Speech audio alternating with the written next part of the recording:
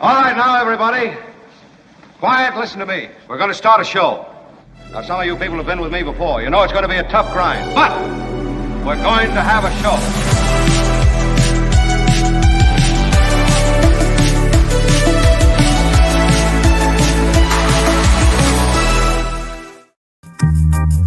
And good morning, all. Good afternoon, all. Good evening, all. Whenever and however you take in the show, we appreciate you being here. Mark here with the crew. That's right. Kim on board. What up, Kim? How are you? Hello? Yeah, hello. You got a problem? Got a health problem today?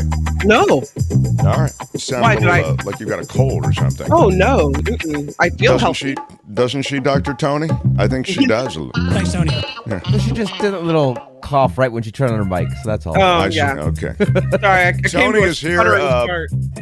Tony, working on what? 2.5 hours sleep, something like that. It's with Tony. Yeah. He's always Hour and a half. Yeah. Tony's got like 40 jobs, and this is like one half of one. So, Gotta pay the but bills. Tony, let me Mercenary, just, man. can I still count on you, though? Let me just ask you this in front of everybody.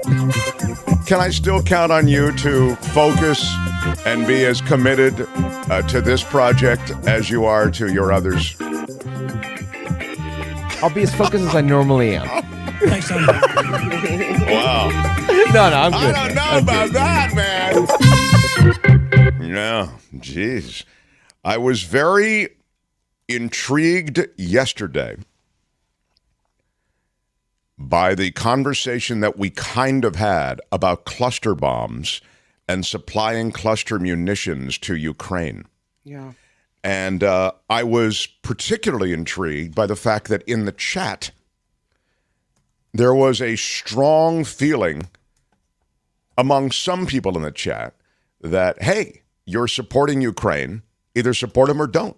If they're out of ammo, send them more cluster munitions. And I believe it was Huge in Japan who said they'll actually take apart these cluster munitions and they'll use them individually and attach them to drones, the munitions within the cluster.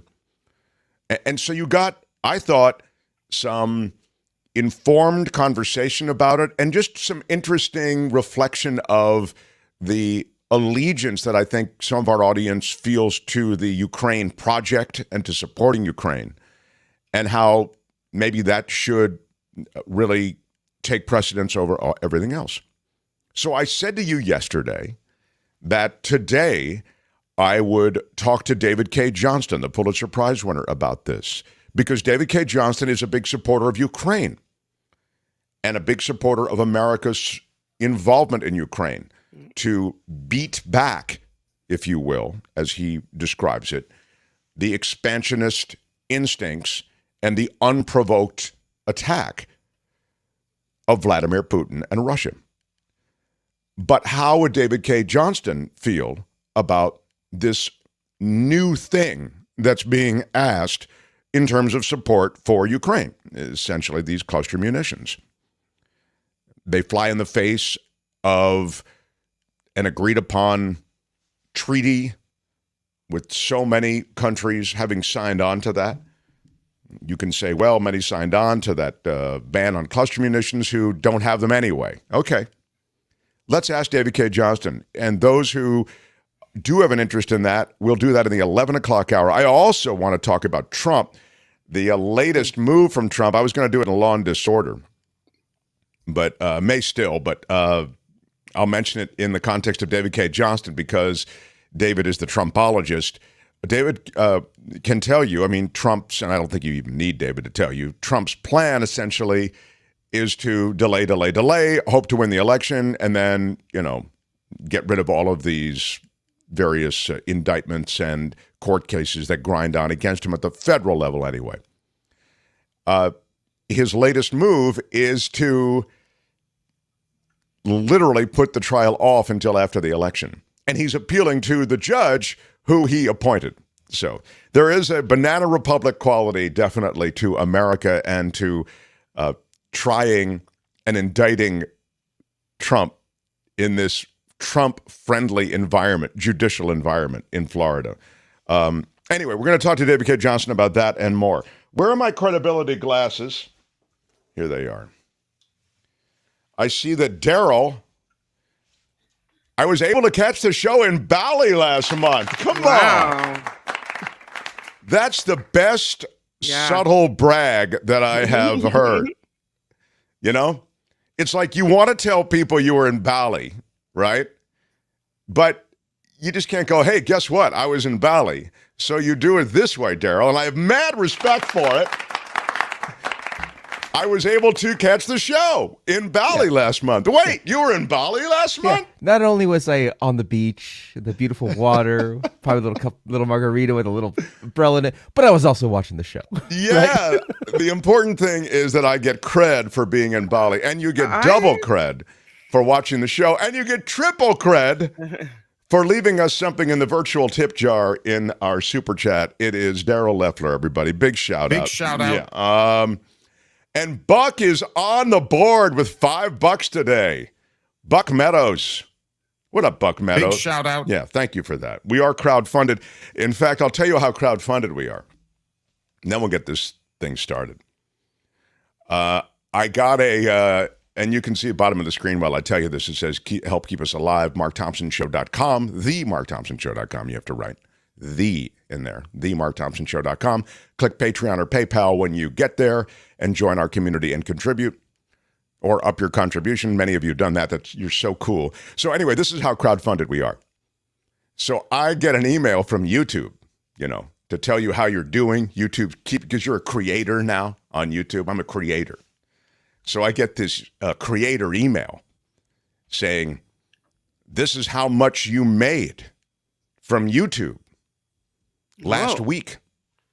Okay. I think it was last week or last month. I think it was last week. Big money, right? So yeah, how much? And this, we live out loud on this show, right? We've got to live out loud on this show. So we tell you everything.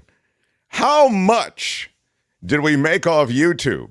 I'm talking about, well, I don't know. They don't break it down, whether this is super chat money or, you know what I mean? I don't know. So this is a little tougher. I assume it's just from ad revenue, okay? Right. From ad revenue in a week. How much does this show generate? This is how crowdfunded we are.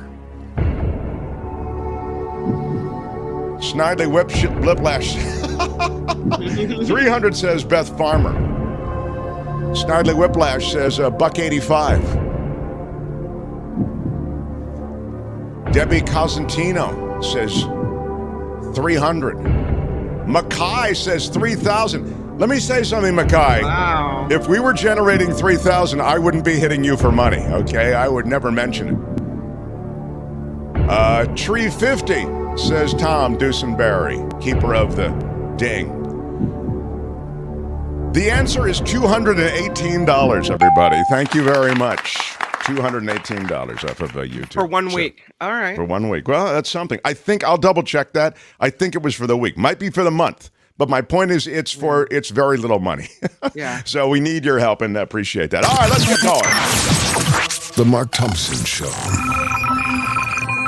I have stories stacked up like flights over SFO. I have things to do. I will warn you, Tony, the board op, who is barely awake. I will warn you that law and disorder is coming. So when I call for law and disorder, it can't be like, let's do law and disorder 1, 1,000, 2, 1,000, 3, 1,000. You understand? Yeah. I need it right there. I need you on it today. All right. Wow. And I'm ready.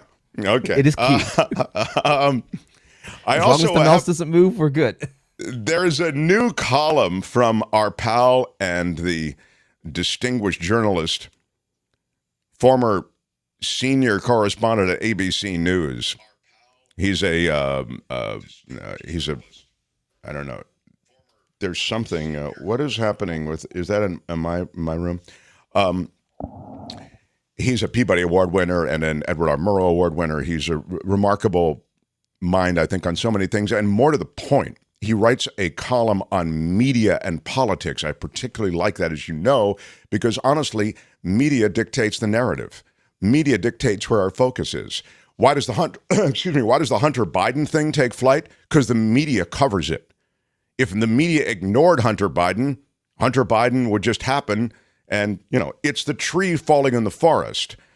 And now with siloed media the way we have it, that is to say Fox News Channel and MSNBC, and you have now alternative media, which is sort of what's considered YouTube and many of these other platforms associated with Rumble and these other media platforms associated with alternative coverage. You have these things taking flight and taking life, and then they make it into the mainstream media, the more mainstream media. So what about covering this stuff? How to cover it? What should be covered? And what is legitimately a big story? As I say, our pal Jim Avila has thoughts on this, and he has a new column. So without any further delay, welcome him now. Jim Avila, everybody.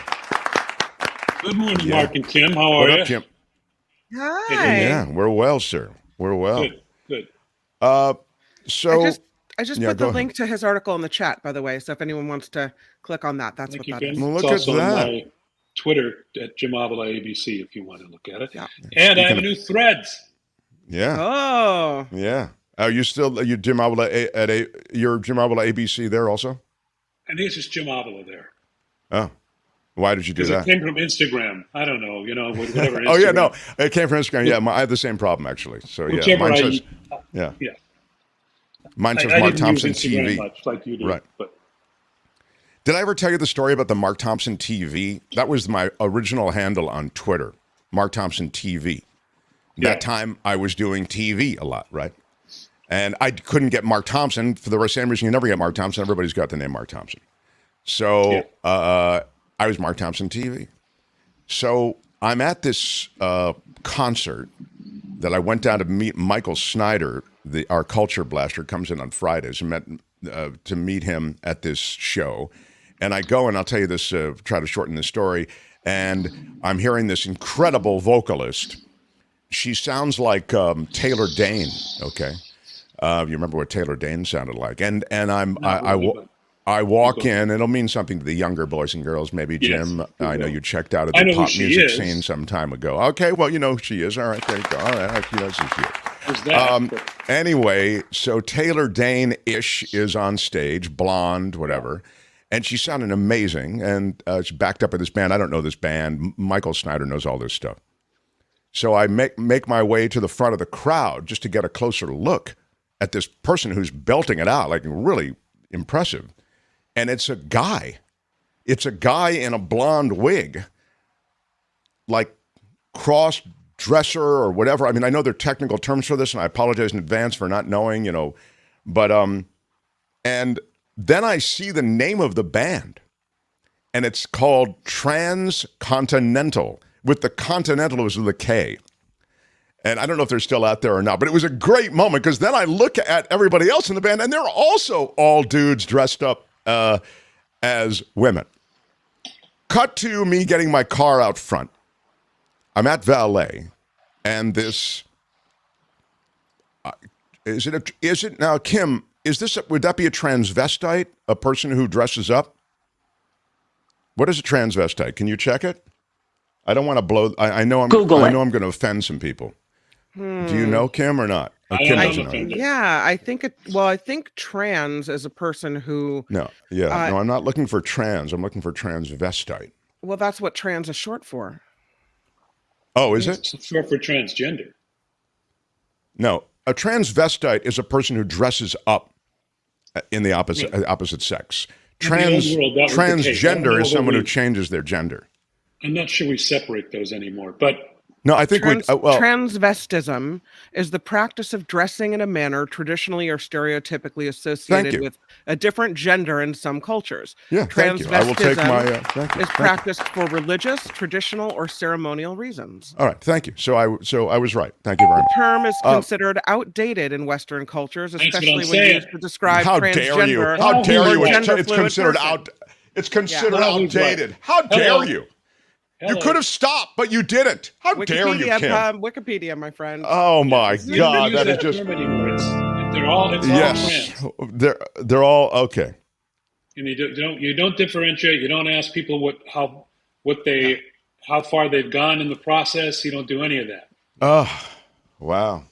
I'm really. You just don't get it. I do you? don't. Okay. I You don't. don't. I am really. I don't get it. It We're is all learning difficult. together. It changes at all times, and I really do want to be a good lib. You know, I want to be Yes. accepting. So, well, you're about to be canceled, so look out, yeah. Mr. Lib. Anyway, back when you could use the term, I guess, I'm out there at Valet, and this guy who's dressed as a woman, the singer who I was speaking of, who's so talented, comes out to smoke a cigarette or something, and it's just me and the guy there. And I said, "You are terrific." I think it was I thought they you were. were there. Well, I don't know that it was a That. they back then. Back then, it wasn't a they thing. It was like 10 years ago. Okay, well, all But right. maybe it was. So maybe I should have said, yeah. So Send what? How, letters to Mark T. Live. all right. I don't know. So anyway, I said to them, I said, "You're so talented. Wow, really? You know, you just blew the roof off the place." And they said to me, "Thank you." I said, "I tweeted how great you are and the name of the band and everything." And they asked, "How many Twitter followers do you have?" And at that time, I had 13,000, I think. And I said, I don't have a ton. I said, I've got 13,000. And they said, "What is your Twitter handle?" And I said, "It's Mark Thompson TV." And they reacted like, "Whoa, oh." And I thought it was an odd reaction. And I said, "I think it's the TV that gets me more followers." Because they said, "That's a lot of followers, actually." I said, "Well, I think it's the TV that gets me the followers." So they reacted again. Then they left. Or no, then I got in the car. Michael Snyder came out. We were riding again. We kind of waved goodbye. And I related the story to Michael Snyder.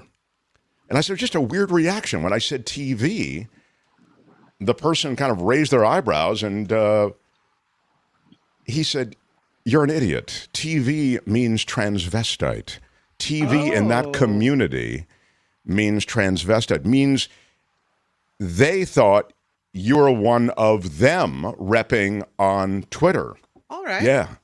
So now I can't see my handle, Mark Thompson TV, the new one on Thread, and my existing Instagram handle without thinking that I'm really repping as a TV. Whatever which is, floats your boat, Mark. Whatever floats your boat. Yeah. I And think Kim, it's fine. just- I'm good with it. I just want to warn you, Kim, do not try to email Mark because he's got 5 or 6. And I always email the wrong one, no matter He does. what He it says, is. "Sent you my new column." You did? I've checked pretty much everything. I don't see your new column. And How many emails does one man need? I, Don't you know he's kind of a big deal? yeah, Kind of a big deal. Yeah. really, you really don't get it, you know. I only have one email. Well, I'll supply you with all of them, and you can just put me on your blast. I like your latest column, which we have linked to in our chat, as we've said. I wonder if you could speak to, you address a few things. I mentioned the Hunter Biden thing. Can you speak to that for a moment? Sure. Well, and it's kind of the thesis is, the topic sentence is, I'm not going to vote for Hunter Biden. And it's a joke. It's because the right keeps attacking Hunter Biden like his name is on the ballot. It's not on the ballot. We're not voting for Hunter Biden. He's a sad, tragic figure. He was an addict. His father stands by him and should stand by him. You're not going to let your son go through this alone. I allude to my own situation where one of my sons, I have 2 sons, one of them, in fact, had an addiction problem when he was younger, in his 20s. And you don't abandon your kids. You just don't. It's tragic, and you stay with them. And I nursed him through and paid for rehabs and all that stuff. And the proudest thing I ever did, and I'm sure this is the way Joe Biden feels, is, I covered presidents. I've been all over the world. I've done all kinds of stuff. The most important thing I ever did was stand by my son, who today has been sober for 20 years. So when I see people attacking Joe Biden because of Hunter Biden's faults, it really sets me off. We're not voting for Hunter Biden. We're voting for Joe Biden. Now, that said, the latest issue with Hunter Biden is that he had a child out of wedlock when he was going through his terrible addiction, and now he's recovering allegedly, and he has not seen that child or acknowledged her in public. She's 4 years old. That, to me, is unforgivable. He's a bad guy. Now, he just settled in court, and has been forced to and has agreed to now to pay child support, and has given her some of his paintings, which I guess are valuable, to make up for the child support that he's missed. But his father, Joe Biden, the president, has also not acknowledged her, and has said in many times that he has 6 grandchildren. Well, that's not true. He has 7, and he knows it, and that's a shame. That doesn't disqualify him for president.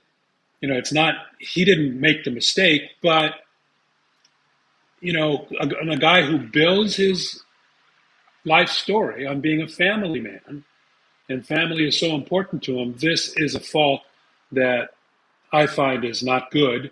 And while I put up against what Donald Trump is in his ethics issues, it's nothing. It's it's kind of an aside. But if you're a fair reporter, you can't ignore it. And I think the media has not ignored it, and they're reporting on it. The New York Times did a huge story on it.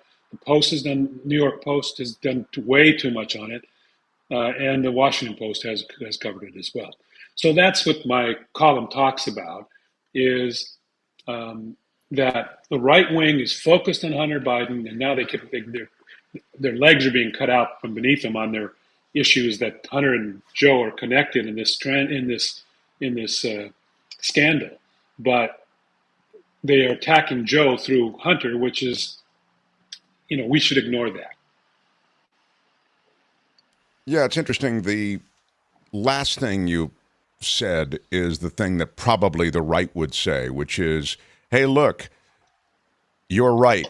The absentee father thing is juicy, and that's why we run with it. But the linkage between Hunter and his dad is something that is a legitimate story. And I'm guessing that you might say, yeah, but there's no there. There isn't a linkage between Hunter and his dad, apart from the loathsome reality, which is that people trade on their last names and their connections in Washington, and it does bring them money, and it's not against the law. It sucks and it's wrong, but it's not against the law. That's absolutely correct. It is. And I say in the column that one of Hunter Biden's terrible traits is that he uses his dad's name to make money, and that's a shame. But it's not illegal, and they keep trying to make it illegal on the right. But once again, their big witness, this big witness that they keep promising who was missing, was indeed found. There was an arrest warrant put on him in February, before all of this controversy began. It wasn't that the DOJ waited until this critical time and then they went after him. There was an Interpol arrest warrant for him back in February, and this guy turns out to be, this whistleblower who's going to connect Hunter Biden and Joe Biden, turns out to be an arms trader and a Chinese agent, and is now being charged with both of those things. So, everything they try to dig up is from phony whistleblowers. It's, the IRS whistleblower is a guy who lost his job and lost his position, didn't get promoted, and they've not been able to produce any real evidence on that either. So they keep trying, God bless them, but all these investigations have gone nowhere, and until it goes somewhere and there's some evidence, then Joe Biden is still the guy. Will you review for me in our last minute where you are on Ukraine? I know you were on Friday and you were talking about cluster munitions, and as I recall, you were you're against the U.S. providing cluster munitions to the Ukrainians. You're against the use of cluster munitions in theaters of war. Could you speak to that just quickly? I guess it goes to I'm against war in the Defense Department. It's more of that than anything else. I mean, I guess, I've been reading a lot, opinions and a lot of information about this. And I'm softening my position on it a bit. I mean, I think that the Russians are using it. The Americans, we've run out of weapons. We've run out of mortars. And you believe that? Do I believe it? I mean, I don't believe it. I've got no reason not to believe it. What's your reason for not believing it? The United States of America has run out of mortars? Please. I don't believe it. I don't think we run out of anything. I mean, what with that defense budget or military budget? Now, again, that's for our defense. So I understand it might not be. I don't know. It's possible. I'm just saying the assembly line goes, and yeah, it may not be for our defense. So maybe that's not a fair point. So what I've read is that, these numbers I have to check, but the Ukraine uses something like 7,000 shells a week. And we produce like 3,000 or 2,000. And the stockpiles that we had have been reduced, and we can't keep up with making them now. So, look, more to the point, on the whole Defense Department issue. Yeah. I'm always with you on that. I think we pay way too much money for defense, but the situation we're in is that we have made ourselves the policeman. We've made ourselves the stick of the world, of the free world. Yeah. And if we don't do this, Ukraine's going to lose, and Russia's going to move on. And I'm on the fence now. I was. You supported the expansion of NATO as it appears to be happening now that Turkey has signed on, has removed their objections. Yeah, I think Sweden is a good addition. I don't think Ukraine should be allowed in at this point. They're not. They have reforms to do, and you can't admit them while there's a war going on. But sure, Sweden certainly should be in it. And what's interesting, Mark, is that allegedly Putin went into this war to make NATO, to split NATO, and to make them weaker. Instead, what he has done is made them stronger, and we've had 2 additions on his north flank to NATO, Sweden and Finland. So such a good point. Yeah. Purpose of the war is really gone. Yeah, such a good point. I mean, the idea somehow that you could beat back NATO, or in any way beat back NATO expansion, is really completely undercut. Now, the sad fact is that you have decimated a thriving country. Ukraine is a beautiful country. It's the breadbasket as well for much of the world, with that production wheat. Now, wheat, but that production now very much sidelined. So, or very much interrupted might be a better way to put it. But we didn't do that. When you say we, that's Russia did that. No. I didn't. If I said we, I misspoke. No, I'm saying that's just a sad fact that of all of this. We've seen this, but no. I didn't mean to say that. I know you have to go, but also in the column, I do 2 subjects today. And the second subject is how Mark Zuckerberg, the former hated man in the Silicon Valley world, has now been replaced by Elon Musk, and suddenly Mark Zuckerberg is a hero because he's undercutting Elon Musk's Twitter, which in less than a year, Elon Musk has virtually destroyed. It's the old adage: the enemy of my enemy is my friend. It's there on Barrett Media, but you can find it on Jim's Twitter, which is Jim Avila ABC. We'll talk to him on Friday with Michael about the week's events, and that's just a little taste, but definitely check out his column. Thanks, Jim. Appreciate you all every day. Thanks, Mark. You, see you again. The Mark Thompson Show. Yeah. Kim's News next, and I also have word out of the trans community, everyone. That is, because I feel like they need some they need a little loving, is all I'm saying. And I've got it for you. Pretty big news, actually, if I can just say, out of the trans community. I'll do that after Kim's News. I also have Law and Disorder. And then, as mentioned at the top of the show, and dovetails with what we were speaking about, David Cay Johnston on Ukraine and on cluster munitions, cluster bombs, and the supplying of cluster munitions to Ukraine. David Cay Johnston will weigh in, and I like him particularly on this subject, A, for his bona fides as an investigative journalist and a guy who has written extensively on American policy, both foreign and domestic, but also because he's such a staunch supporter of Ukraine. And yet I feel as though he may be divided on this cluster bomb thing. So I'm anxious to hear his thoughts on it. That'll happen just after 11 o'clock. Smash the like button. Smashed it with your iron rod. Smash it with your iron rod. Smashed it with your iron rod. Yeah. Take us out with a smash. Smashed it with your iron rod. Kim's News and Law and Disorder next. The Mark Thompson Show.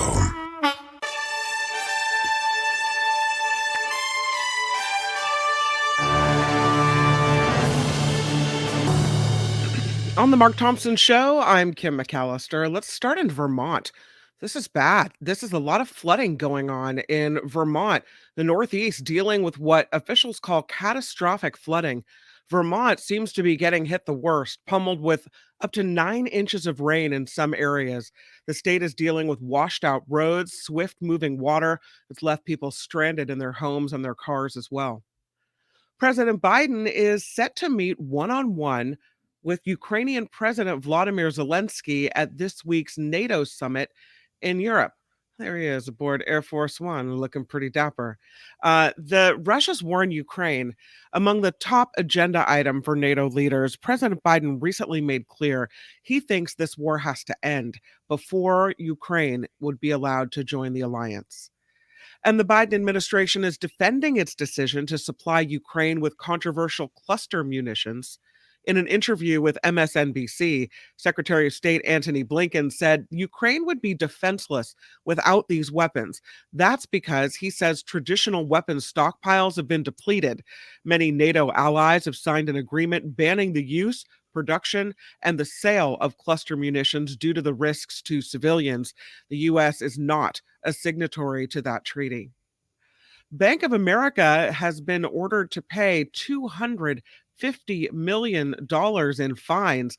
The bank accused by federal regulators of multiple violations, and those include overcharging customers on fees.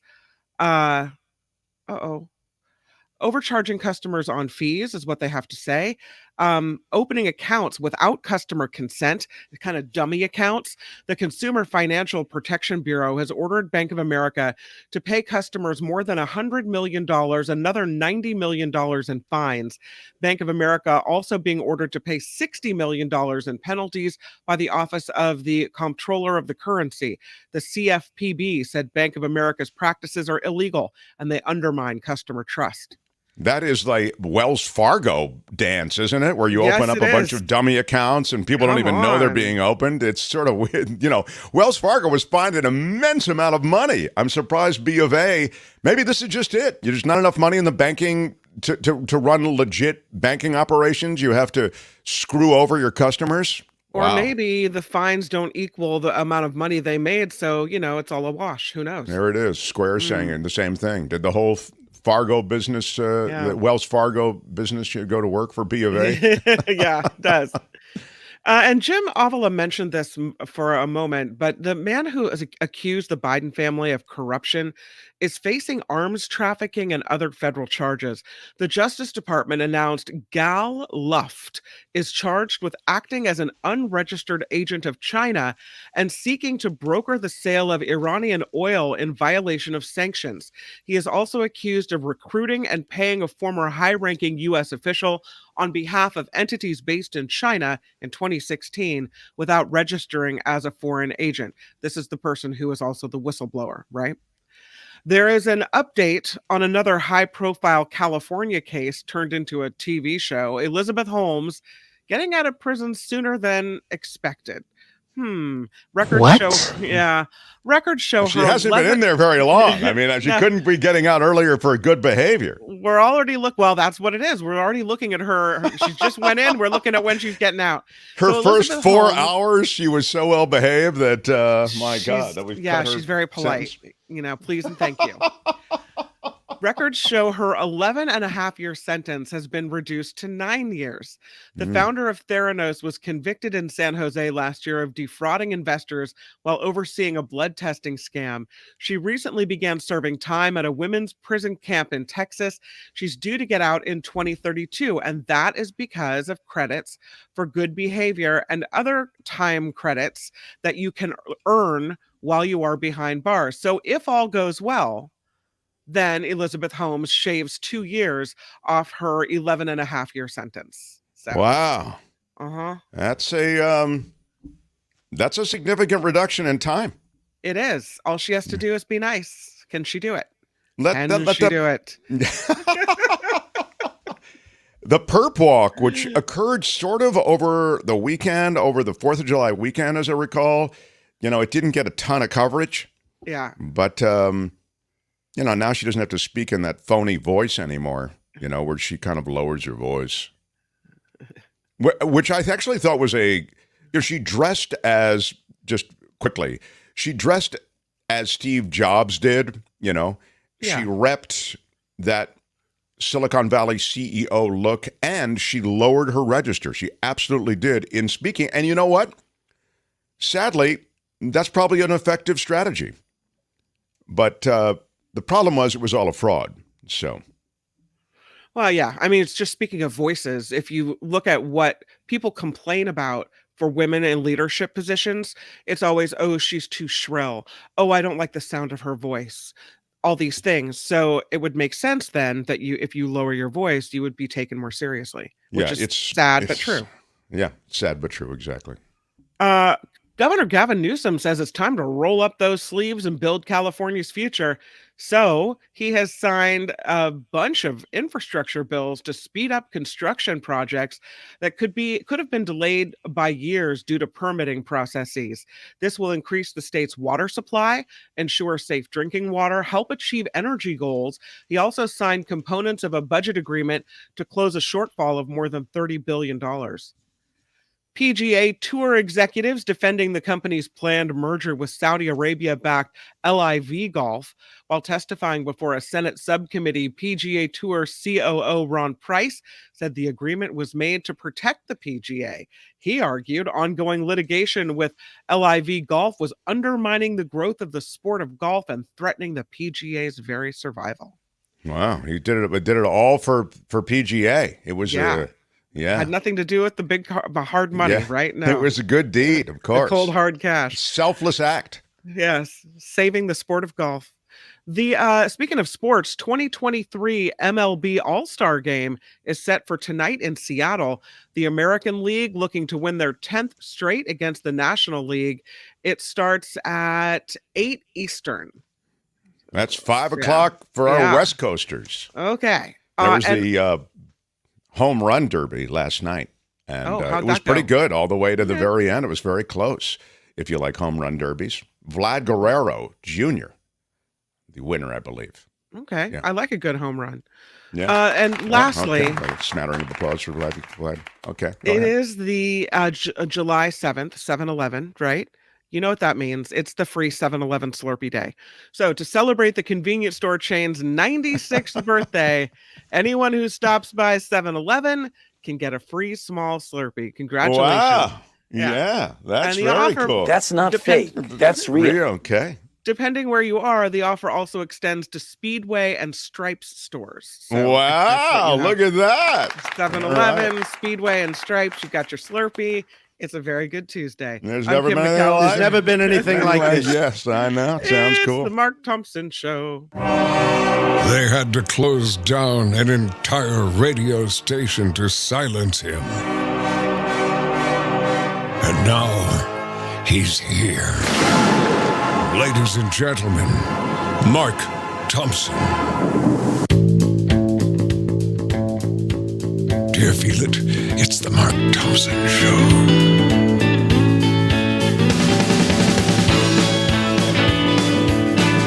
This is Mark Thompson. Feels great, baby. It's unbelievably offensive.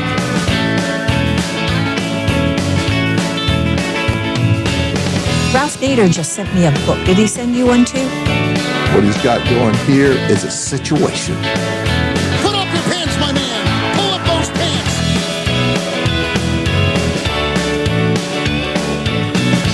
You cannot say you love your country.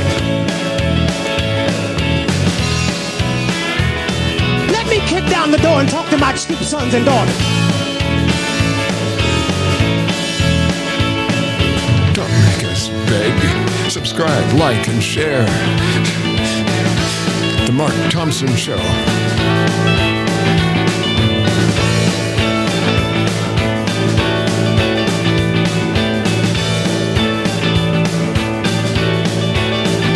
Why are you yelling?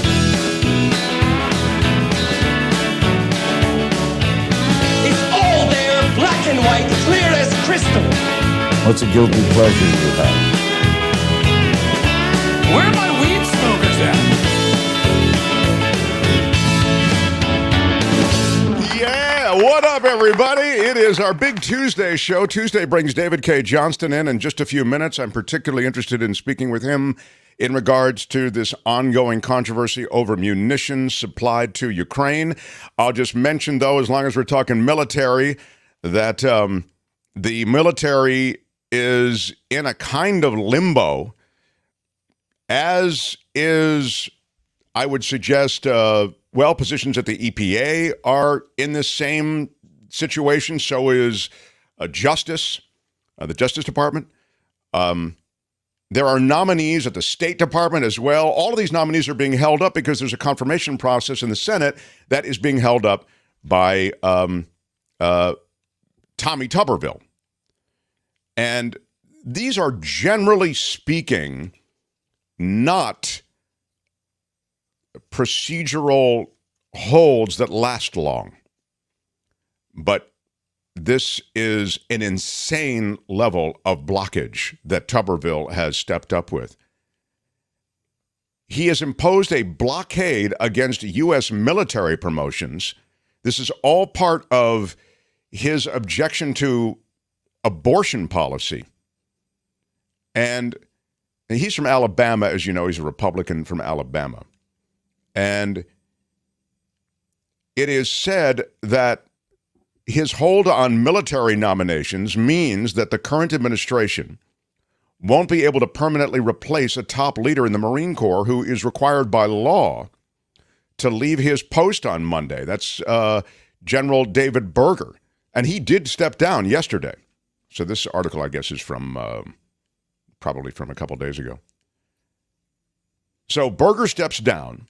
There's a big service for him, like a big, there's fanfare about, his service and now him stepping down. And there's supposed to be this change in leadership that's similar to the presidential change in leadership is smooth. For the last 164 years, the Marines have been led by a Senate-confirmed commandant. So as Berger retires, that's changing.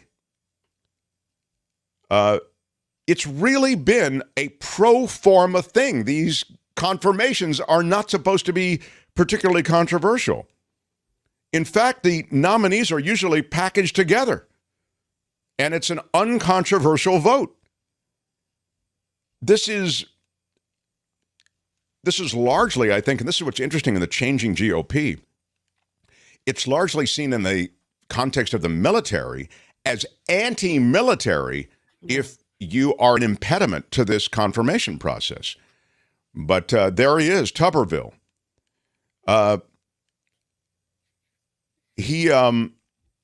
This affects a lot of people. This is a big thing. So it's not only the commandant of the Marine Corps, but also a complete freeze on any promotions or anything within the Air Force, I believe.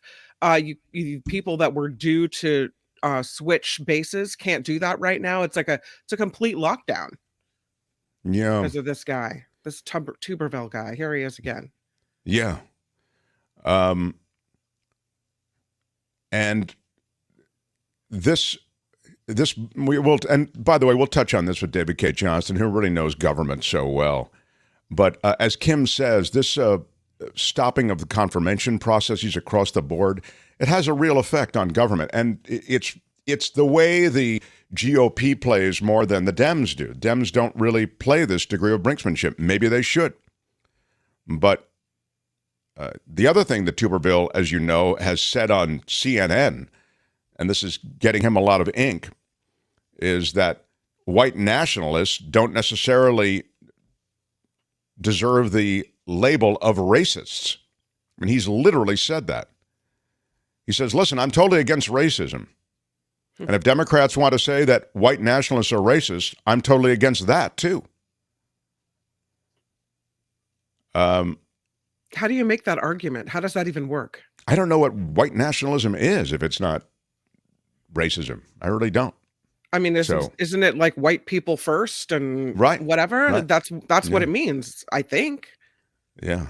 I don't know how, Chuck Schumer said, for the senator from Alabama to obscure the racist nature of white nationalism is indeed very, very dangerous. His words have power and carry weight with the fringe of his constituency, just the fringe. But if that fringe listens to him, excusing white nationalism, he is fanning the flames of bigotry and intolerance. Well, obscuring the racist nature of white nationalism, I don't think there's any obscuring it. It's there. Anyway, that's who Tuberville is, or Tuberville, however you say it. Meaning of white nationalism, a type of racial nationalism or pan-nationalism, which espouses the belief that white people are a race and seeks to develop and maintain a white racial national identity. So it would be basically a proponent of segregation, right? That you want white people to do their own thing. Yeah, that's right. That's not racist. I just don't get it on that, on Tuberville. And I mean, I get it. He's a racist himself, or he's pandering to a racist element. And in my judgment, that makes you racist on some level. They want a white ethno-state. Yeah, exactly. I mean, how is that? Anyway, it's so ridiculous. But that's the new thing, It's to say it, double down on it without blinking, The Mark Thompson Show. There were a couple of comments I wanted to get to. Here it was. Should have asked if you saw that idiot Tuberville. Yeah, okay, we did touch on that. M. DeWitt wants to know, hey, Mark, which day of the week? Oh, Mark TV, because I was talking about transvestites. Which day of the week do you wear a dress during your show? I don't think I'd look particularly good in a dress. Didn't Phil Donahue a million years ago dress up in a ladies, and heels and dance around the audience? I mean, look around, running around the audience. That was kind of a Phil Donahue thing. I'll be open to it, Anything for the viewers and listeners. That's all I have to say. Anything else I need to see? Avila is great, says Square. Agree. He is great. Zuckerberg and Musk in a cage match in court, says Snidely Whiplash. They are going to sue. It's so interesting. This lawsuit around Twitter is related, if you've just sort of been casually watching it or not paying attention. The summary essentially is Zuckerberg started this Threads. We've talked about it. And Musk is saying, hey, you took my developers, you took my special sauce from Twitter, and you've used it now as a knockoff of Twitter called Threads. I'm going to sue you for that. The argument against is, well, I didn't take anything. You fired your developers and a bunch of people from your company. All I did was hire them. And this has been in the works actually long before you even fired those people. That's the general argument. 100 million users in 5 days for Threads. Yeah. It's crazy. But as I've told you, I think that the signups, and so that bloated number, they're going to be impressive, those signups, and that number is going to be impressive. How many people use the platform on an ongoing basis? That will be interesting to me because it was so seamless, the move from Instagram to Threads. I believe that's what gave you that big number of users. But if you can get people not only to sign up for the platform, but to actually use the platform in the way they were using Twitter, then you're off to the races. But either way, those guys may end up in court. So, The Mark Thompson Show. I wanted to do some Law and Disorder. Now I think what I'm going to do is bump Law and Disorder to the bottom of the hour after David Cay Johnston. But I did promise you I don't know how we get this trans stuff in a big way today, but there is big news in the trans community. A trans model and actor is crowned Miss Netherlands and will compete for Miss Universe. There they are. Ricky Valerie Collet will become the second openly transgender woman to compete in that pageant. Ricky Valerie Collet has won the Miss Netherlands crown. She will compete in Miss Universe. I did it, said the 22-year-old. Yes, I'm trans and I want to share my story, but I'm also Ricky, and that's what matters to me. I did this in my own strength and enjoyed every moment. She said, wherever you are in the world, I want to be there for you and be the example that I missed as a little me. And then she said, on to many more adventures. Let's get Miss Universe ready. So excited. Tony, if you go down a little bit, or Kim, you'll see another picture of her in the winning dress. There it is, surrounded by her other Miss Netherlands competitors. So congratulations to Miss Netherlands. Well done. Kim's news, I've got David Cay Johnston. I'd like to talk to him about this holdup on confirmations.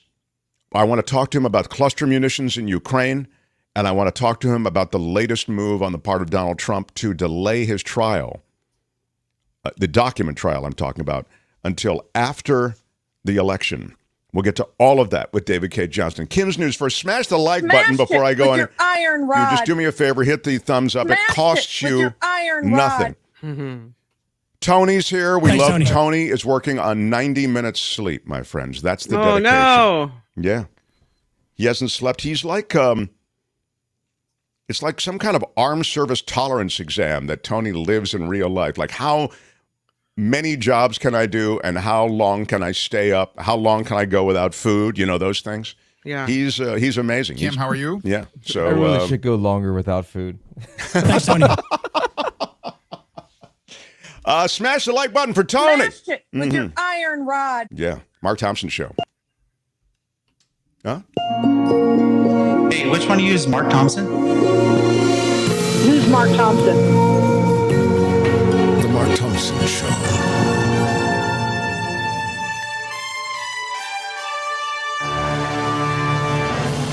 On the Mark Thompson Show, I'm Kim McAllister, and we'll concentrate on the state of California this time around. The state getting a federal boost to make sure the lights stay on. The Department of Energy has awarded nearly $68 million. The money will be used to upgrade the power grid in California to help avoid rolling blackouts during the summer. And many have received flex alerts at some point calling to conserve power during peak hours. But when demand is too high, the state triggers planned outages. This grant comes as millions brace for a heat wave this week. Speaking of that heat wave, anyone with outdoor weekend plans might want to reconsider. The National Weather Service has issued an excessive heat watch Friday through Sunday. San Francisco expected to be in the 70s, Oakland the 80s, Fairfield, Livermore, San Jose on track to approach around 100.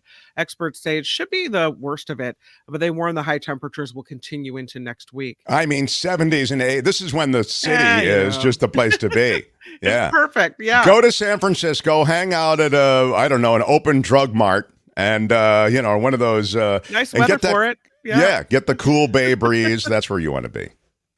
The state is going high tech for summer fire season. CAL FIRE has more than 1,000 cameras mounted to detect smoke and flames faster than ever before. And this is thanks to artificial intelligence technology. The software basically doing the job of what someone in a lookout tower would do, and then alerting command centers. 6 sites are already testing this out and training the AI programs to eventually become seasoned fire spotters. Some new developments in a California car crash that captivated the country. This Pasadena doctor, accused of driving his family over a cliff in San Mateo County, may have a path to avoid possible prison time. His lawyers are asking for a mental health program, claiming he suffers from major depressive disorder. If approved, there would be no trial once the treatment plan is complete. The man's wife said her husband was trying to kill them in January as she and their 2 children were rescued. A decision could come by the end of the month in this one. Speaking of car accidents, a search is on for 2 different San Jose drivers in separate deadly hit-and-run crashes. San Jose police reaching out to help solve 2 deadly hit-and-runs. Both happened within 36 hours of each other. In the first, a pickup truck hit a woman near South White Road in Buckner last Friday. Driver may have been in a silver Dodge Ram. The next night, another woman was hit on the Capitol Expressway near Monterey Road. This makes 16 pedestrians killed just this year in San Jose. The San Francisco police chief defending Saturday's response to a skateboarding event. He says officers only changed into riot gear after one was hit in the head with a sharp object. He claims they also gave the crowd an hour to leave Dolores Park area before arresting 32 adults and citing 81 teens. The mayor describes this as trying to keep order on the streets, says she's open to working with skateboarders on new guidelines. Yeah, look, this is 100% the cops in the right. I am so supportive of the cops in this case. This is outrageous. And these skateboarders, to call them skateboarders is, there is a degree of mayhem here that ruins communities. And so I'm 100% with the cops on this. You don't get to throw fireworks, bottles, and cans at police and hurt people and say, oh, we're just skateboarding. Just messing around. Yeah, calling them skateboarders is an insult to skateboarders. I don't think that works out for me. Okay, so Hayward, big doings. And Bay Area city now the victim of a ransomware attack. The city of Hayward had to shut down its website and other online services are not available. You got to call by phone the old-fashioned way or go in person. Police believe their 9/11 dispatch and patrol operations are still working fine. For libraries, it means visitors will have no internet or Wi-Fi access. Officials say they noticed the problem Sunday morning. So far, no evidence of a data breach. But yeah, whatever happened there with this ransomware attack, it shut down the city of Hayward's internet and web services. An East Bay school district is fighting fentanyl by raising awareness. Mount Diablo Unified held an event last night for students and parents in Concord after 4 recent deadly overdoses. Officials say Narcan is stocked at middle and high schools, and they've had to use it. The life-saving medication given out to families to take home last night as well. The district calls this the first of many events to come. How sad is that? It's a statement on the situation that we have. Yeah, how pervasive it is, exactly. And lastly, a story about SAG-AFTRA President Fran Drescher raising some eyebrows after she apparently took a trip to Italy to attend a fashion show while labor negotiations were happening. What? Well, they're about to strike. It's more than labor negotiations happening. They're on the doorstep of a strike, I and need she's to go see in what Italy. Gucci's doing. I can't be bothered. Kim Kardashian posting an Instagram selfie with Drescher at the Dolce & Gabbana fashion show. Drescher is in the chair of the union's She is the chair of the union's negotiating she's committee. The top dog. While away, her colleagues were working against the clock in the bargaining session with the Alliance of Motion Picture and TV producers. In response, SAG-AFTRA issued a statement that reads, Drescher was working as a brand ambassador for Dolce & Gabbana on location in Italy, and her commitment was fully known to the negotiating committee. Well, if a deal isn't reached by Wednesday, union leaders are authorized to call for a strike. So. There's a shot of Kardashian and Fran Drescher at their fashion event. Let's be clear. I expect it of Kim Kardashian. I don't expect it of Fran Drescher on the doorstep of a strike. That said, I'm sure she does have some kind of financial obligation. That is to say, she has to show up in order to get some revenue stream continued, and so she has obligations that way. But still, it's just a bad look. Yeah, no bueno. I'm Kim McAllister. This is The Mark Thompson Show. The Mark Thompson Show.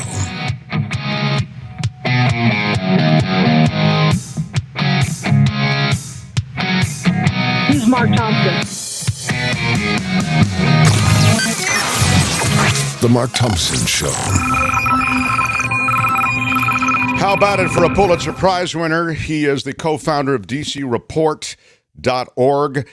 And when it comes to government policy, the law, taxes, and Donald Trump, for that matter, he's without peer. David Cay Johnston, everyone. Hi, David. Hello, Mark.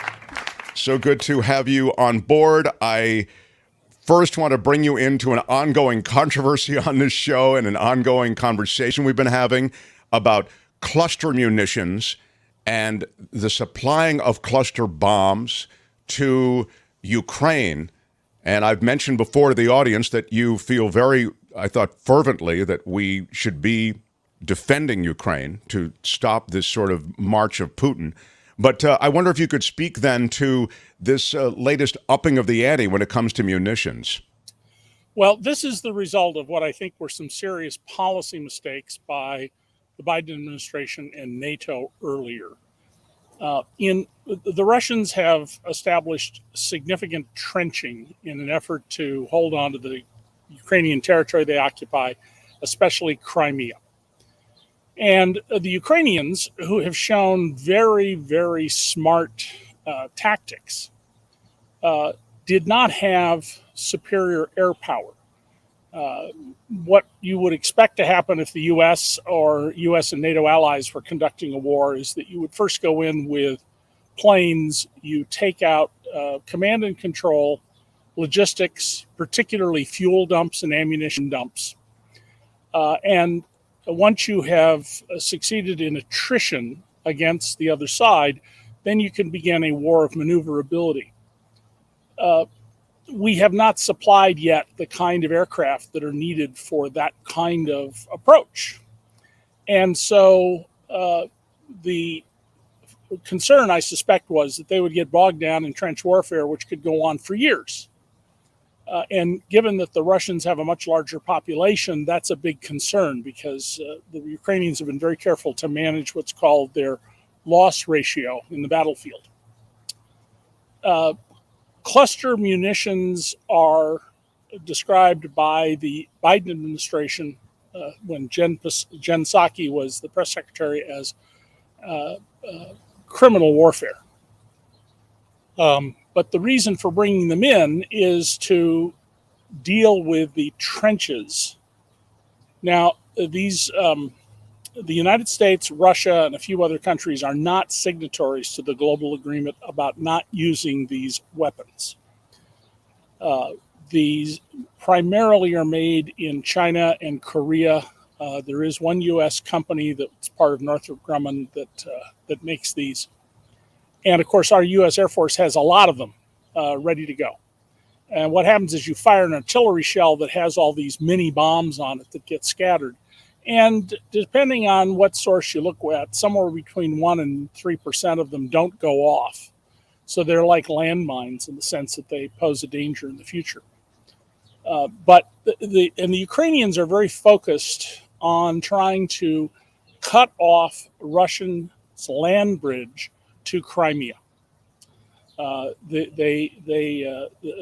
If you read the Institute for the Study of War or follow other commentators about this, you'll see that they're very focused on this, and that's where there's a lot of trenches. So the Ukrainians absolutely asked for these weapons to overcome their other disadvantages. It would be so much better if we just gave them airplanes. I mean, the purpose of these things is to kill. That's what war is about. It's to kill the soldiers in those trenches. But since they don't have the air power to do it, we don't use, as we did in World War II, those horrible weapons, flamethrowers. This is the apparently next best option, and it's one that can be delivered, quickly deployed, and try to give the Ukrainians an advantage against the entrenched Russian troops. So it sounds as though you're saying, look, we're kind of backed into a corner here because we mishandled policy early in term. Now, I suppose also, and I kind of thought you were going to say this, that the meaning this part, and I don't know that if this is implied or maybe let me just be clear on this: the mishandled policy that you were talking about, the planes, et cetera, would that have produced an escalation to the conflict that we were worried about? Why didn't we do that? I think it's very clear that Biden has been very, very cautious, and so have his advisors, about not escalating, not giving Putin an excuse to do something more. And so, it's a policy choice, but Monday morning quarterbacking, looking in retrospect, I think a mistake. And this is a horrible decision. Don't misunderstand me, but war is a horrible series of decisions. There are no good decisions here. And the Ukrainians need to, this summer, cut off Russian access to the occupied Crimea, which they've occupied since 2014. They need to seriously degrade the capacity of the Russians to continue the invasion of Ukraine.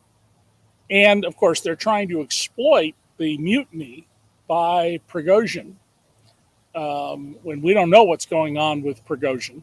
And, of course, we have to be cautious about everything. It's a war. Everybody lies. And information is often hard come by. The U.S. clearly has very, very good intelligence about what's going on. So does NATO. One of the things that I think hasn't gotten any attention is that Ukraine doesn't just want F-16 fighters, which are vastly superior to the Soviet, I think it's called Su-27s.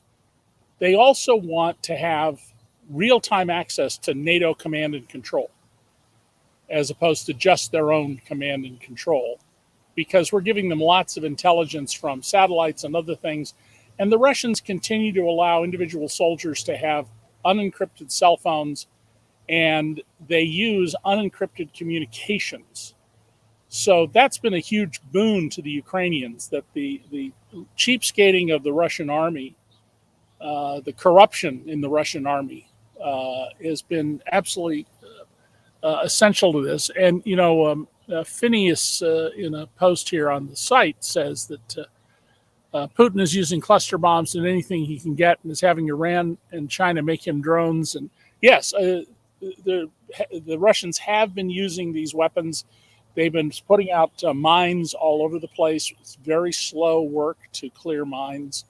And I think this is an effort to give the Ukrainians the opportunity to cut the Russian landlines to Crimea, which would be a major defeat for Putin. And Putin let's understand, he's not going to give up. He'll wreck his whole country unless somebody inside the Kremlin stops him. Well, how do you see it ending then, David? I mean, I have no idea. What I hope happens is that the Ukrainians prevail, because if they don't, I can tell you what will happen. Lithuania, Estonia, Latvia, Moldova will go soon into under the Kremlin's boot, and so will other countries. By the marriage of one of my children, I have relatives in Slovakia, ethnic Hungarians who live in Slovakia, and they are literally terrified. My two youngest grandsons are just flying back from there today. And the family there is just terrified that if we and the rest of the West don't support and strengthen our support of the Ukrainians, that it's just a matter of time until they're back living under the Kremlin. The bottom line then on these cluster bombs is you essentially say war is hell. This is a hellish decision. It has to be made. Yeah, I mean, I'm not aware of other viable options to achieve what we're trying to help the Ukrainians achieve. They may exist. I mean, this is to cure this problem. You're saying the trench problem. You really need this weaponry, sadly. Right. And this weaponry, just be real clear, this is not like the Russians who, as a matter of practice going back to the czars, including under the modern czar now, attack women, children, hospitals, schools, train stations. The Ukrainians have not been doing that. They are going to use these weapons to kill soldiers in the trenches or at supply depots. And they've been very good militarily at going after supply depots, both things like fuel and other munitions and foodstuffs, which the Russians have been. I don't want people to think the Russians are entirely stupid in their military, but you can see photos that have been put up on the internet that I think are authentic, showing the way that the Russians have, for example, put a bunch of munitions that just make them unnecessarily vulnerable to attack. This is an interesting point, by the way, and I know I really want to get onto some of these military confirmations that aren't happening, and some of the holdups and other confirmation. Before I get to it, though, I just see this from time to time from Perry Joe Jim Bob. Obama screwed up letting Russia take Crimea in 2014. That was a real tough spot. Crimea is such a key strategic part of Ukraine, yet you could see the Obama not wanting to get involved because he knew it was a sticky thing militarily and also from the standpoint of diplomacy. Your thoughts? Well, I don't think he had the congressional support to do anything. I mean, let's not put Obama in a vacuum. He certainly said the right things at the time, but he didn't take the actions that would have been more significant. So, fundamentally, we're going to have to, if we don't want Putin to succeed and then move on to other countries, we're going to have to stick with this. And it would have been a lot better if the war was over now. The sooner it gets over, the better. And the only way it's going to get over soon is for some decisive victories by the Ukrainians. Now, on the other side of that, disrupting the Kremlin top leadership. If Putin gets removed by his own people, don't celebrate that. The people next in line behind him, you can go read up on them on the internet, they are possibly worse than he is. I was saying before, I think it was last week, I said it reminds me of the Wizard of Oz, where we open and she's just killed the Wicked Witch and they're all excited. And then the other witch shows up and you're thinking as a kid, who's the other witch? I thought she killed the bad witch. And then Glinda, the good witch, says, no, she's worse than her sister. And I think that's true based on everything I've read. It's a ruthless crew waiting in line behind Putin, even as ruthless as Putin is. Now, to these Joint Chiefs vacancies that are looming and the Senate standoff. This is craziness that's going on with Tommy Tuberville and the holdup on confirmations of military staff and also staffers across the cabinet, EPA, Justice, State Department, et cetera. Well, just as we have seen the Republican Party become the anti-law and order party, and their expressions of desire to defund the tax police, that's who the IRS are, the Securities and Exchange Police, who police our markets, and the Food and Drug Administration, those are the, food and drug police. The party has not leaned on Tommy Tuberville and said, okay, you made your point, now stop. He has placed a hold, which any senator can do, on all military appointments. It's now gone, I believe, 100 days just about now, because if you are a service member and you want an abortion, and remember, we have lots of evidence of women service members being raped by their superior officers and fellow service members, the military will fly you to a location where it's not illegal to have an abortion. So if you're in Texas and you can't get one, they'll fly you to, let's say New York, for example, or California. At government expense is his point. At government expense, yes. And, I'm sorry, it's not Tuberville's job to manage the decisions of the military to maintain good order and discipline. If the military leaders have decided that this is necessary for good order and discipline, then that's their position. And here's a way to think about that. I've served on a number of nonprofit boards, almost all of them as president of the board. Our job is to manage the executive, not anybody underneath the executive. And Tuberville here is trying to micromanage the military, an area where he has absolutely no knowledge. So we have the Marine Corps without a commandant for the first time in over 100 years, and the only time, to my knowledge, because of a Senate hold. And this is going to happen with other officers. It's going to screw up the whole promotion chain and people's careers. Tommy Tuberville is a living, breathing threat to American national security.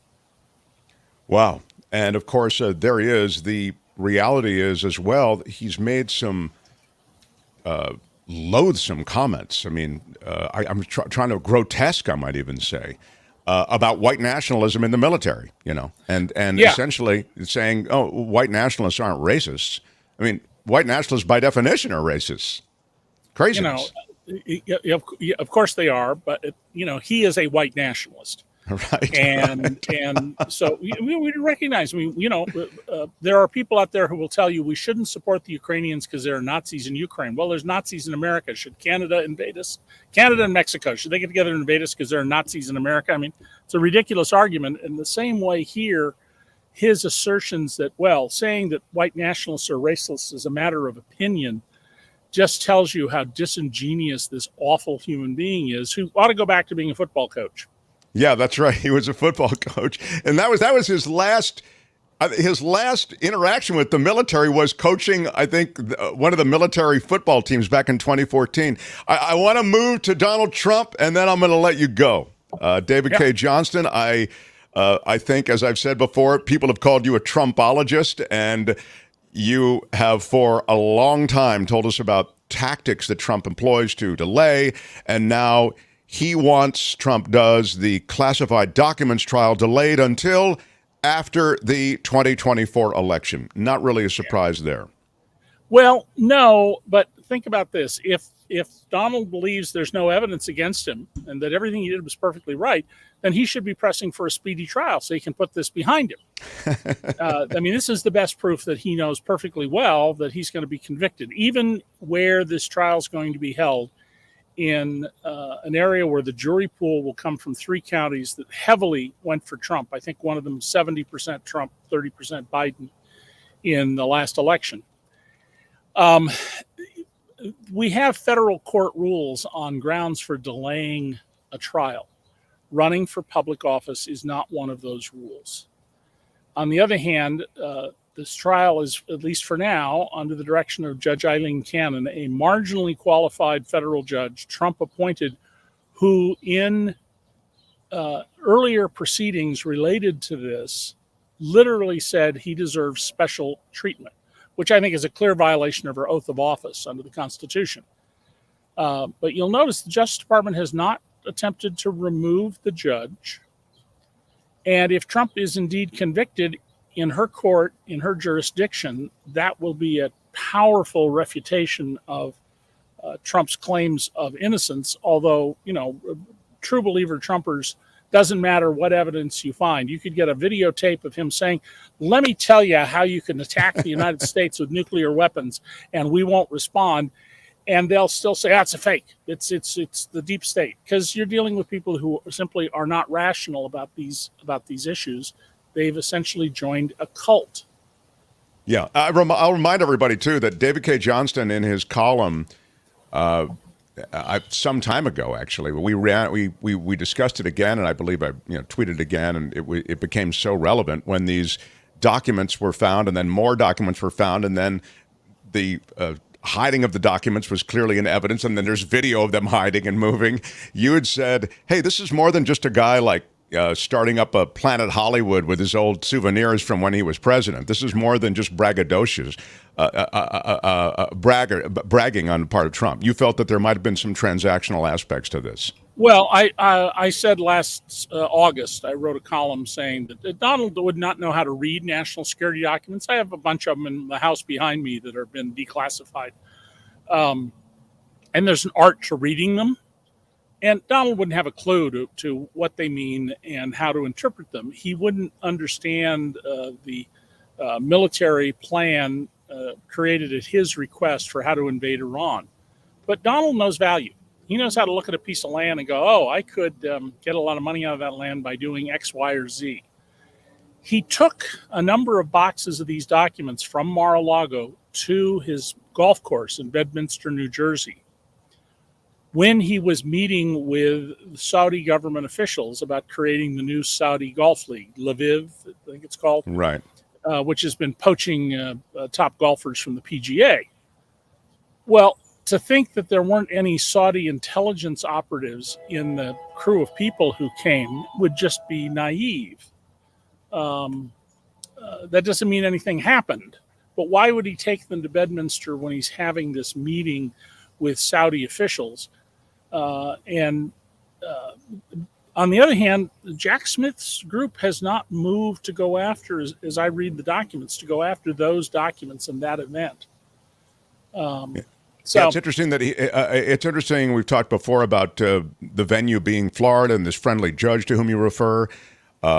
She'll certainly be tested in a way she's never been tested before. I mean, the nation's being tested in a way it's never been tested before. This is higher profile case than she'll ever have or has, ever crossed her desk. Right. And there's no reason here that I can see for extensive delays in this case. And of course, if Donald were to get back into the White House, which I think is highly unlikely, but were he to get back into the White House, the first thing he'll do is stop all the prosecutions of him and anybody he cares about. He may try to self-pardon. That may or may not work. Depends on how the Supreme Court, if you use their intent. What would the framers of the Constitution have thought in the 1780s about a president pardoning himself? Or they'll conveniently get away from that argument. But he needs to be held accountable. And if he didn't do anything wrong, then a jury should acquit him. And I don't mean a hung jury. I don't mean 11-1 for conviction. I mean, if you didn't do anything wrong, you should expect a jury to come out and say, yeah, we're 12-0 for innocence. Yeah. Not going to happen. Not going to happen, Mark. I don't know, David, honestly, that this trial is going to happen before the presidential election. It just seems as though the delays will be sufficient enough that we may not get it in. But and then everything else. Then he'll argue that as president, if he wins, he can't be tried because he has to run the country. Sure, that's the typical argument, right? Yeah, that's so I think it's very important that this trial be conducted as soon as possible, not as late as possible.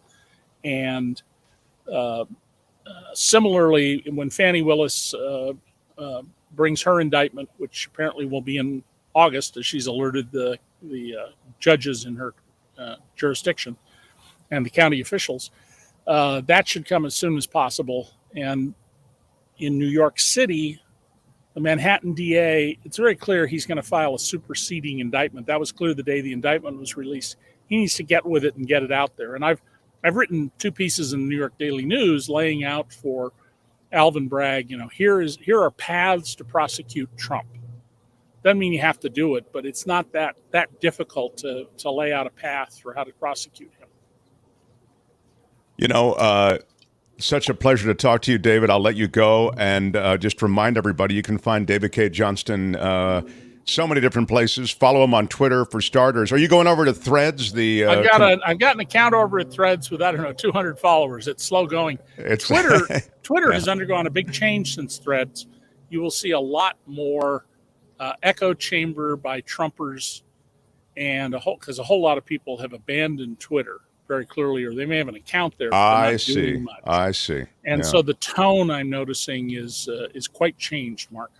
Yeah, it's sad because it really was a good resource. And I still think, when it comes to even just public safety and following things, we're so sensitive to a lot of these these events related to weather and extreme weather events, fire, flood. I still feel as though Twitter is a great go-to, but clearly that platform's changed. I'll let you go, and thank you so much. How about it for David Cay Johnston? Thanks, David.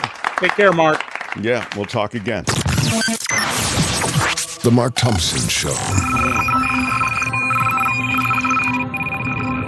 Yeah, I'll tell you, I am looking ahead, Kim. I have a very strong law and disorder segment to follow your news. Okay.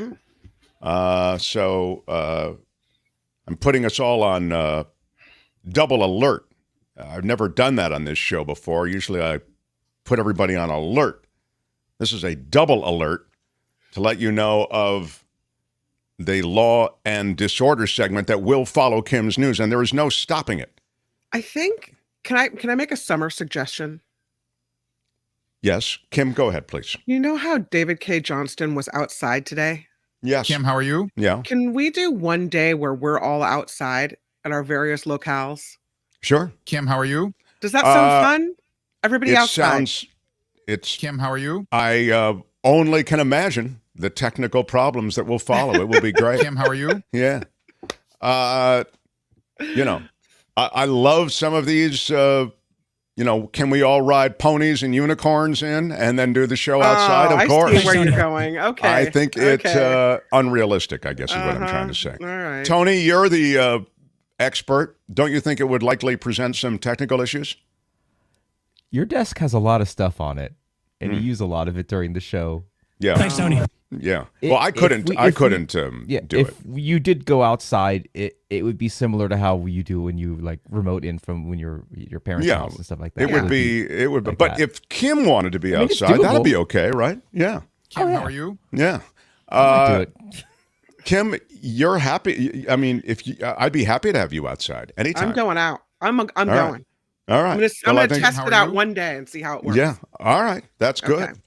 Look, I fully support whatever you want. Just make sure the sun's in front of you, because if it's behind you, you'll be completely, silhouetted by the sun. Okay. So just make sure you get the lighting right. And yeah, I'm on Team Kim.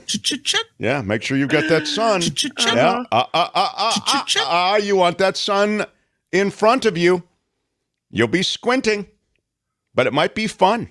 Smash the like button for Kim. Smashed it with your iron rod. Smash it for Tony. Smashed it with your iron Hit rod. that thumbs up for David Cay Johnston, the Pulitzer Prize winner. Smashed it with your iron rod. And if you have any energy left, smash it for me. Smashed it with your iron rod. Law and disorder to follow Kim's news. Mark Thompson Show. The Mark Thompson Show. I don't know where Kim's theme is. I think I have it. Hey. Yeah, you got it. On the Mark Thompson Show, I'm Kim McAllister. Hey, look at these guys. Wait a minute. A new poll shows President Biden is now pulling ahead of Donald Trump in a hypothetical 2024 matchup. Oh, my God. What? I can't believe it.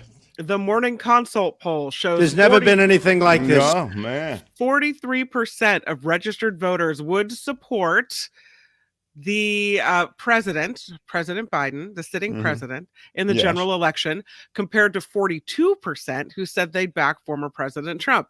Don't talk to me that way. To 42%. What? Wow. Yeah, That's another tough. 10%. How about the Saudis? Have the Saudis weighed in on this? Because Saudi Arabia pays cash. that's right. They're just writing checks. I forgot. Another 10% said they would support someone else. 5% said they were unsure. Former President Trump remains the clear front runner in the race, though, for the Republican nomination. So, Yeah. Can you let him finish, sir? Yeah. Okay. There you go. the House panel investigating the origins of COVID-19 is now focusing on this paper from 2020 that concludes the virus did not come from a laboratory. What? Yeah, they say it didn't come from a lab leak. Republican Congressman Brad Wenstrup said the panel wants to find out if scientific integrity was disregarded in favor of political expediency. Republicans have claimed the paper was used as a cover-up. Expediency is a ding word. Go ahead, by yes? top health officials to dismiss the lab leak theory. Hang on a second. Read that last sentence again. Who wants to establish? Republicans are claiming that this paper, written in 2020, is being used as a cover-up by top health officials to dismiss the lab leak theory. Wow. Yeah.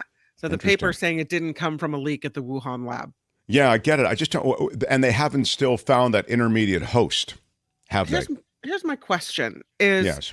If Kim, it's a, please, do you have a question? If it's a Republican-led please speak up. Kim, how are House you? panel yes. investigating the origins of COVID, do we even trust it? Because they haven't really been backing science since day one.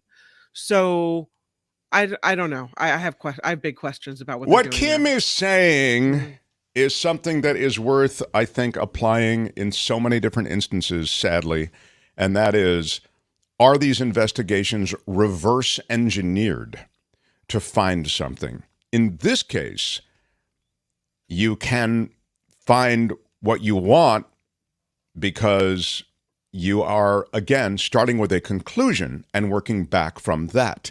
Right. Yeah, it's problematic. It doesn't always mean that you're going to come to that conclusion. I'll give you an example from the recent past. You know, those Trump paid for, I don't know, Trump himself didn't pay for them, but, you know, the Trump ordered investigations into various voter fraud in states like Arizona. They sent their people out and they couldn't find any instances of fraud except a few on the part of the GOP. So it really depends on the investigation, but I will grant you that Congress, so politically motivated, so much with the political axe to grind, so much of this divisive environment in politics now dictating almost the course of every investigation. Yeah, it's I think it's all suspect. Which is why it's laughable that Congressman Wenstrup says he wants to find out if scientific integrity was disregarded in favor of political expediency. It's pot calling the kettle black there. Yeah, I mean, right. There's not any integrity in the, I like to begin with. Yeah. Old-timey picture of NATO. Let's go to it, though. President Biden thanking the Turkish president for agreeing to Sweden's membership in NATO. The two leaders briefly met face-to-face at the two-day NATO summit in Lithuania.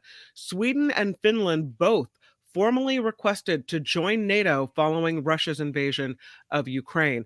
There was some pushback from Turkey that Sweden shouldn't be allowed to join, but now Turkey's on board. So also, though, Ukrainian President Vladimir Zelensky is criticizing NATO leaders as they kick off their summit in Lithuania. In a tweet, Zelensky expressed frustration that no path has been offered for Ukraine to join the alliance as Russia's invasion drags on. He said a lack of a time frame was absurd, stating uncertainty is weakness. What President Biden has said is the war needs to be over in Ukraine before they are allowed to join NATO. Yeah. Big doings at Frontier Airlines. If you're a traveler, you're going to love it. Frontier Airlines Unlimited Fall and Winter Pass is on sale for $299. It's called the Go Wild Pass. It has no cap on the number of domestic and international flights that holders can take from September of 2023 through February of 2024. It's typically priced at $999. Now it's $299.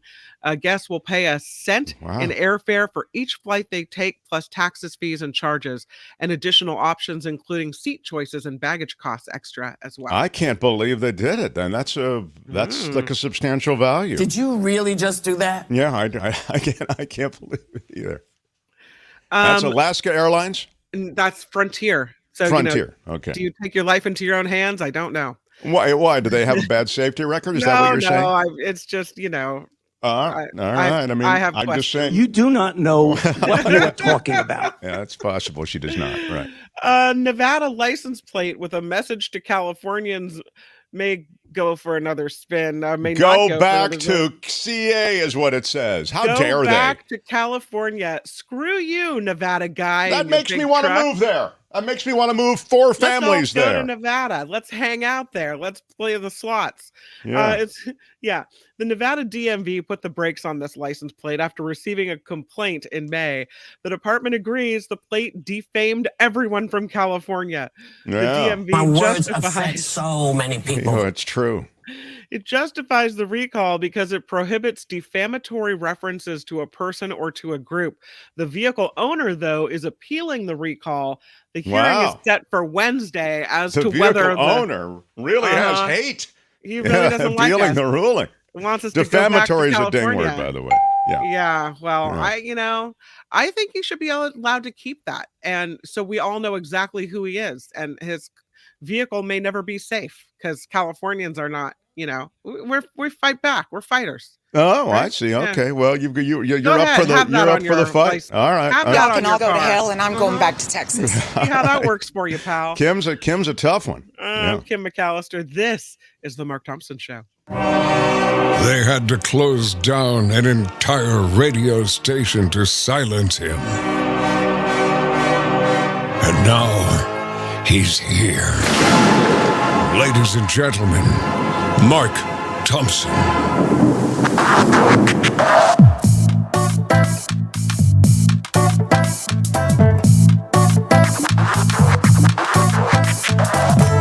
I've come from regular stock. I just want to find 11,780. Did you really just do that? ABC knows that I feel like this. I've told them. It had nothing to do with them. May the Spirit guide you in wisdom and grace. How would you handle this? We could try ignoring it, sir. It was great. I loved it. 60% of the time, it works every time. Can you let him finish, sir?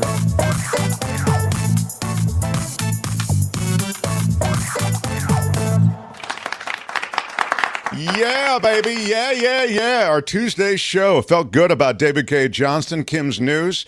If you haven't yet, hit the thumbs up for us. Mark Thompson Show. It's great to have you with here. Your iron rod. I promised it before, and let's get right to it. This is Law and Disorder. In the criminal justice system, the people, pimps, addicts, thieves, bums, winos, girls who can't keep an address, and men who don't care, are represented by two separate yet equally important groups. A cop, a flatfoot, a bull, a dick, John Law. You're the fuzz, the heat, you're poison, you're trouble, you're bad news. These are their stories. Sarah Silverman is suing social media giant Meta and ChatGPT. ChatGPT, of course, aggregates a lot of stuff. So does Meta. Also mentioned in this suit is OpenAI. There are two lawsuits. They accuse the Bay Area technology companies of breaking state and federal laws by using her memoir, The Bedwetter is what it's called, as fodder for their artificial intelligence products. She, along with two novelists, claim that Meta and San Francisco-based OpenAI, Meta, of course, is in Menlo Park, violated copyright and other laws by ingesting those books and thousands of other authors' books to train the artificial intelligence software. Both companies copied works protected by copyright law, including books by Silverman and also author Richard Kadrey and Massachusetts writer Christopher Golden, as the suit continues, quote, without consent, without credit, and without compensation. The lawsuits were filed in U.S. District Court in San Francisco. And essentially what's claimed in the lawsuit is that OpenAI, which sells ChatGPT via subscription, and Meta, they're planning to commercialize their generative AI models and use those works not only without permission, but then put them into the stream of commerce and the marketplace, this is a quote, directly in competition with those who created those works. This is the contemporary issue for artists, for authors, and this is one of the issues that's affecting writers in Hollywood who are on strike, and even the SAG-AFTRA performers who may be going on strike soon. No response when asked about this, OpenAI and Meta. But this lawsuit is proceeding in San Francisco court. You can't take someone's book, feed it into AI, and not expect to compensate the author. How do you? It's not your intellectual property. What's happening now is an aggregation of materials on the internet. So when you Google something, you'll find an article that Kim wrote or that I wrote or something like that. Aggregation, you're right, is a ding word.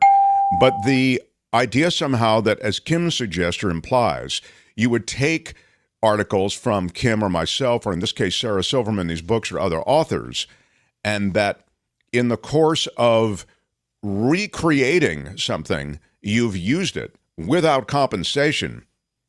That completely undercuts our ability as creators and their ability as creators. And it's wrong. I mean, it's certainly ethically wrong, and it's legally wrong, to not compensate them in the same way that we can't use certain things on this show because we'll have a copyright strike, or if we use certain kinds of music, etc. So you're right. In that book that she wrote, she talks about her relationship with fellow comedian and actor Jimmy Kimmel. She discusses the impacts of fame on her mental health. This is all revealed in the lawsuit, right? And the court can be expected to focus on whether outputs from the company's AI software are, quote, substantially similar to the creator's inputs, meaning some of that which I've just talked about. Yeah. So both lawsuits, these are twin suits being offered in, as I was mentioning, seeking unspecified damages and a court order upholding the rights of creators whose work is used for training AI.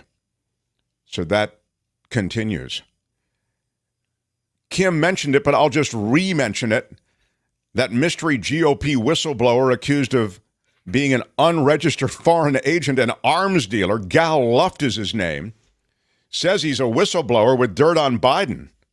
But the Justice Department says he's an arms dealer and an unregistered foreign agent who lied to investigators. He was arrested in Cyprus in February. He's now on the run after having been released on bail. In fact, the Justice Department is asking for tips about his whereabouts. He said in a video that was published by the New York Post last week that he gave investigators details about arrangements between the president's son, Hunter Biden, and a Chinese energy company, and that he was arrested in order to prevent his testimony before the House Oversight Committee. Yeah. The U.S. Attorney for the Southern District of New York said in a statement that Luft, quote, subverted foreign agent registration laws in the United States to seek to promote Chinese policies by acting through a former high-ranking U.S. government official. He acted as a broker in deals for dangerous weapons and Iranian oil, and he told multiple lies about his crimes to law enforcement. There you have it. It's interesting. This guy Luft was the director of a Washington, D.C. think tank. He's an interesting guy he's clearly a heavy GOPer.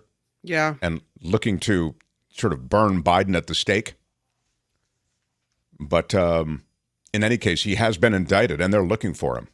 Tell your story in court, pal. Yeah, exactly. Save it for the jury. A 21-year-old fentanyl dealer believed to be the first person convicted of murder under a new California law. The Placer County District Attorney's Office confirmed what is believed to be the first murder conviction of a fentanyl dealer in California.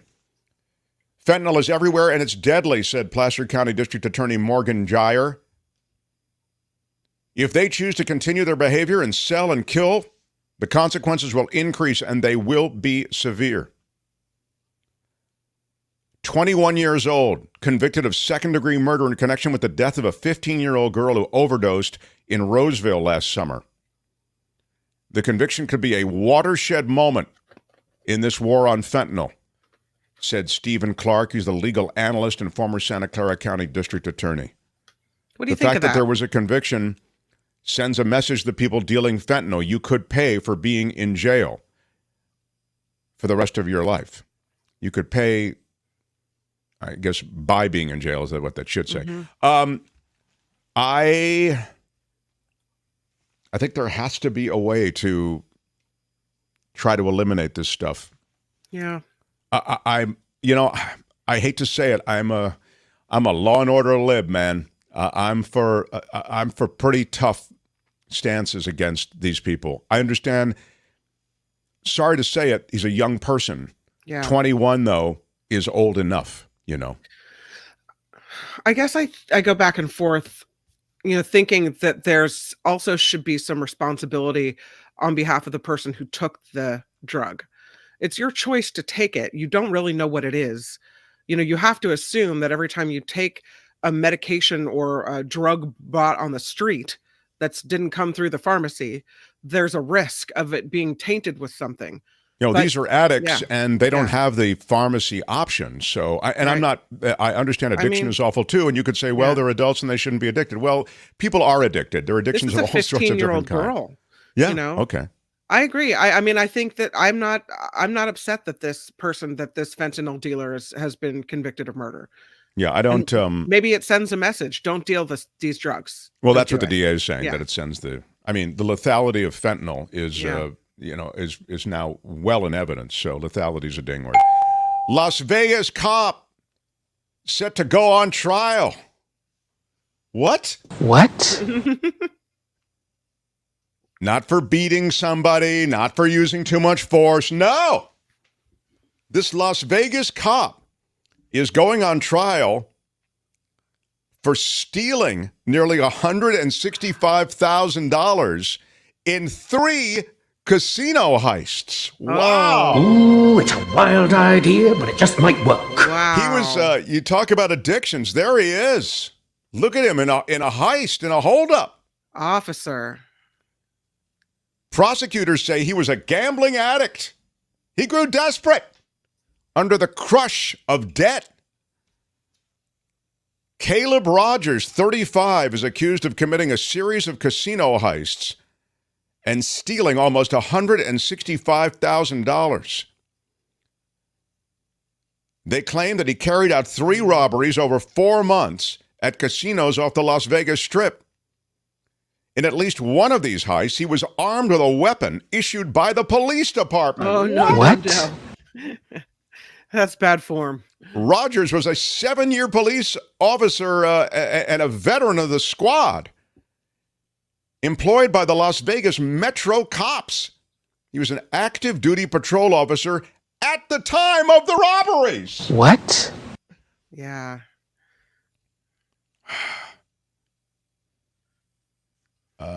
Yeah. Rogers, I can just imagine him, cruising in his police cruiser. That police call comes in for him, and he's got to say, yeah, I'm sorry, I'm going 1070s. I'm going, Roger, going 1070. 1070, what's that? That's a heist. I'm knocking over a local casino. His attorney said that the government's evidence allegedly tying Rogers to 2 of the robberies is weak. Oh. Yeah, well, looks like they got video of him, but all right. I do applaud his commitment to paying his debts.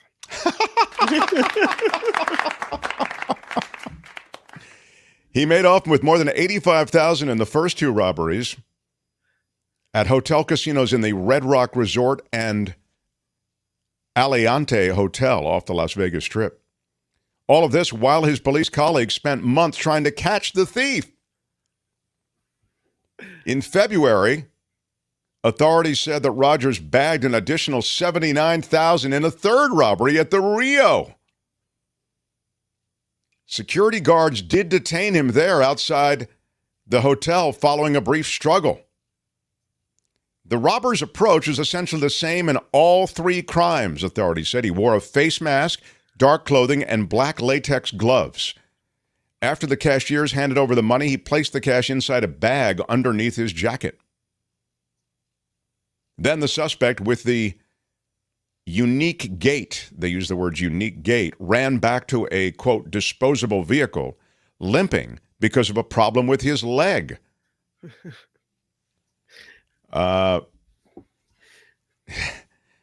The chances you get caught, this is from an expert in hotel and casino operations. He says that heists are very hard to pull off.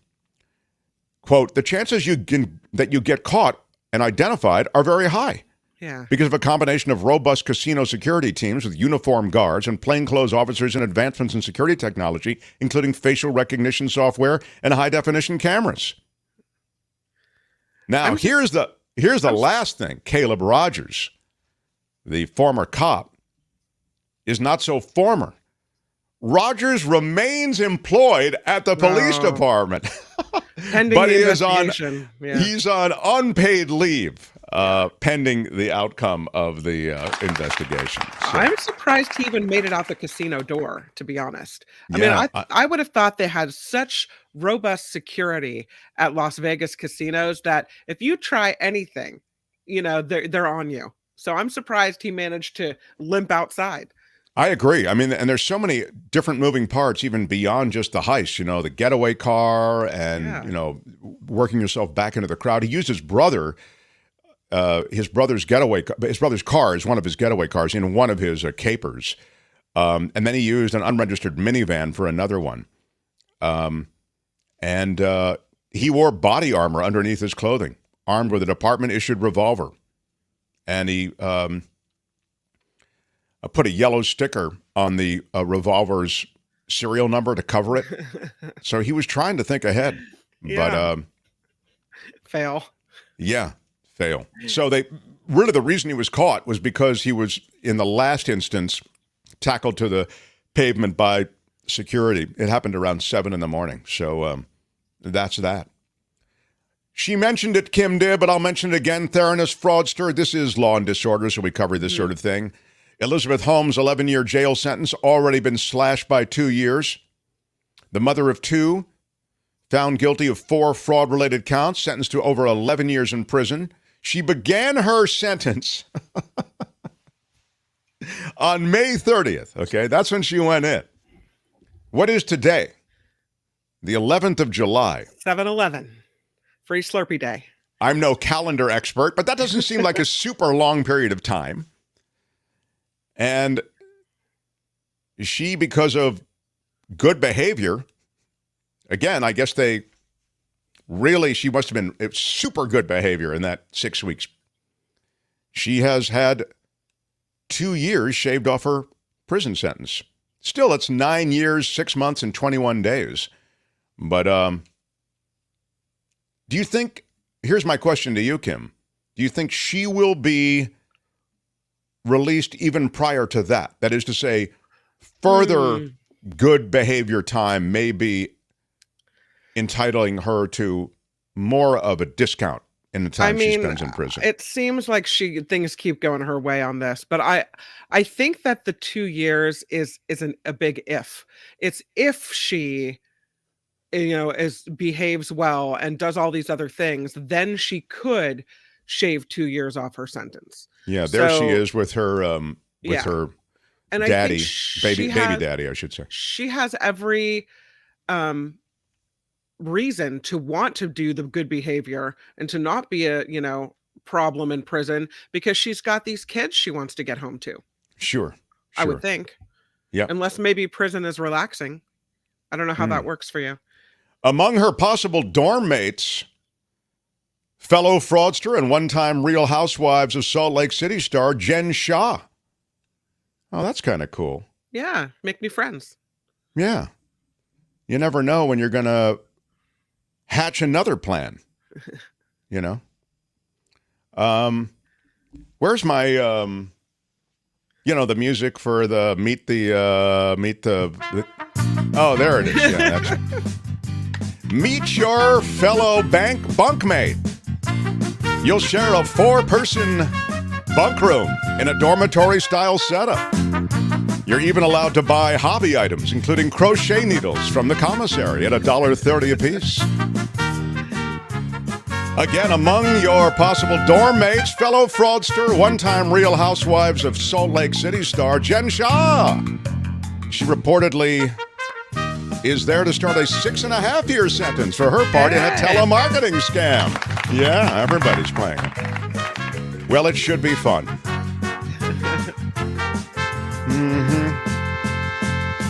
She once modeled herself as the next big Bill Gates or Steve Jobs, won widespread acclaim, and now the mother of two who dropped out of Stanford at age 19 will serve that 9 years and, 21 days, 28 days, something like that. Yeah, unless... That is Law and Disorder for today. Tune in again next time for more Law and Disorder on The Mark Thompson Show. All right, that's it. Let's roll. Hey, let's be careful out there. Oh, yes. Oh, yes. It's been quite a show. It's hard to imagine that tomorrow's show will be as good, and yet it may not only be as good, it might be better. Tomorrow, John Rothman joins us, as you're well aware. Yeah. In the last minutes, I just wanted to quickly see if there's anything I need to get to. Daryl Leffler, we've already given him the big shout out. Thank you, everybody who supports us. Sadly, we've got to put a request out to you, the audience, to support us because we are crowdfunded. But we really appreciate James Buchanan. Thank you for the $5, James. Big shout out. Yeah. And I think we got to everything. There were a lot of people who said, talk about the military commander and the blocking of nominations. We did that. We talked about, with David Cay Johnston, the cluster munitions. Hopefully we got to some good stuff on the show. Tomorrow, John Rothman, though, so that should be I think, a lot of fun. Rothman always has good takes. Yes, he does. What are you doing? I wanted to see if I have my farewell bed. By the way, I have a new farewell bed. Oh. Do you want to hear it? Yeah. I don't know. Tony, should I play it or just go with a regular one and play it tomorrow? You've already teased everyone with the new bed. I mean, yeah, now we have to do it. You gotta have to now. Unless you can't find it, and it'll be tomorrow, everybody. Yeah, hang on. I had the new bed. 1 second. All right, let's try this. This is a new farewell bed. All right. You can tell us in the chat whether you like it as much as the old one. The old one is, this is the old bed. This is normally how we finish the show. Okay? Right. This is the new bed, all right? It's a little more upbeat, that's what I like about it. So we'll use it today to go out. It's got the same vibe, but you see how it's a little more upbeat, Kim? Yeah. I felt the other one was making me sad that I had to say goodbye, but this one is about brightness and optimism and how what a great show we're going to have tomorrow. Yes, I'm very unhappy with everything I've heard today on your show. Yeah, so you've got a little Shirley, old one. Everybody likes the old one. Oh, my God. Sheller Stevens for the Mark Thompson Show. Bye-bye. You're a bunch of conservatives. None of you can take anything new. How dare you? Out of time. Bye-bye. All right. Back tomorrow. Thanks, everybody. Nikki's got her show going down right now. Bye-bye.